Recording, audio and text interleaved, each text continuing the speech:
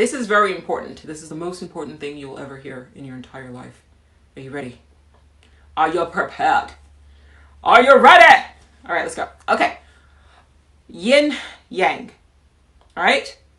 Yin, Y-I-N, yang. Okay? They work together. I'm actually going to do a video on this as well. They work together synergistically. Right? Form, shadow. You see how I'm casting a shadow? A shadow cannot exist without form, right? So you see this light here, and it's casting the shadow. A shadow cannot exist without form.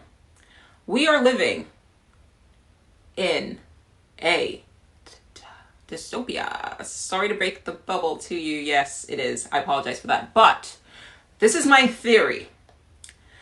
My theory is, and this is the reason why I believe, or I think, that when we sleep, we log off of here and go to the fourth dimension. And I think it works together. I think that we exist simultaneously in this shadow world as well as in the fourth dimension. Remember, all of my videos have been leading up to this. And I was just going to do a short video, but I was like, they're going to shadow ban it because it's going to be a 2-minute long explanation. And God forbid I talk for longer than 10 seconds, okay? But listen, here's the theory. And I tend to be right about a lot of things. I'm not right 100% of the time, but I tend to be right about a lot of things. So I legit think that we are in fact multidimensional beings, but existing simultaneously across both dimensions. Do you guys watch Rick and Morty? There was an episode called The Ricks Must Be Crazy. In it, Rick basically creates a world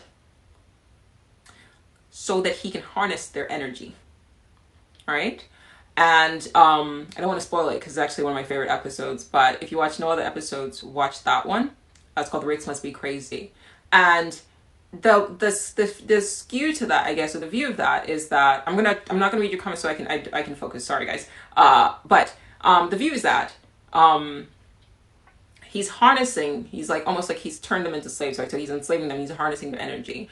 However, what I think is going on here is that it's intentional. See this. Read me. Don't do that. That's not nice. You see, this world and everything here is about balance, right? And so whoever created the simulation understands that is in fact a law. If I set out to create a utopia, this is important. If I set out to create a utopia, you must understand that a utopia cannot exist without its shadow. This is important, like legit, no jokes now, let's be serious. A utopia cannot exist without a shadow. Remember I was saying shadow, right? A utopia cannot exist without a shadow. So I legit think that whoever or whatever civilization created our reality, okay, created it intentionally to be a dystopia, but it's so that the utopia can also exist, like the yin and yang. So I legit think that this world was created, it was simulated with the intention of being a limiting, this is very important, a limiting simulation. So you come here as a fourth dimensional being, and your existence while you're here is intentionally limited. And this is our job. Like literally, this is where fourth dimensional entities come down and limit themselves. There's a book called After by an MD. I don't remember the name, but if you look up After, it just recently came out. Check it out.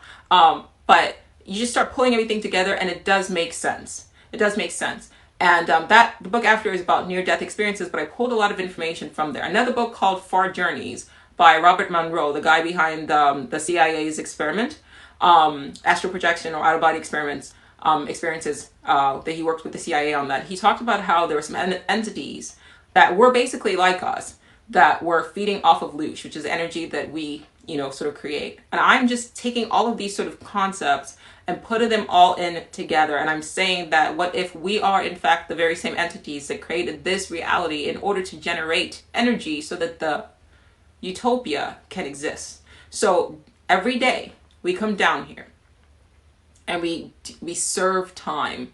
We serve our time. Remember, 3D is a time, it's a construct, and we are bound to time. And we serve our time here. And then when we sleep, we log off and we go into the fourth dimension and we experience the utopia and then we come back. Now, for those of you who've seen the second Doctor Strange movie, remember the scene where before he gets to the reality that he's in, right? They experience, like, they shift through when he jumps with that girl, America. I can't believe I forgot her name. When he jumps with America, they shift through a bunch of different realities before they come to the main reality that they sort of occupy time. I legit think that my podcast can be found everywhere. So just go on Spotify and type in Your One Black Friend and you'll see it. You're not dumb. Yeah. But so when they shift, so they shift, like there's like a paint world, a cartoon world, or whatever, and then they come here. Okay, here's another thought, guys. And I'm going to try to put this on my YouTube as well, because this is important. And I might actually just edit everything down to this point, what I've been talking about, because this is actually what I wanted to talk about. When you dream, you don't dream for all, like the whole entire time you're asleep. That's not what happens. You typically dream, anywhere I've read from, you have that REM movement. You typically dream like 20 minutes to an hour, that's when REM occurs, before you're about to wake up. So if you don't remember your dream, it doesn't mean you're not going to the fourth dimension, right? You're just shifting through the multiverse. So here's what I think happens. Here's a visual, and it frustrates me that I cannot sort of draw this out. I mean, I guess I can, but here's what happens. You come down here, right? You work. This is our job. I think this is where entities from the fourth dimension come and do their work, which is why I think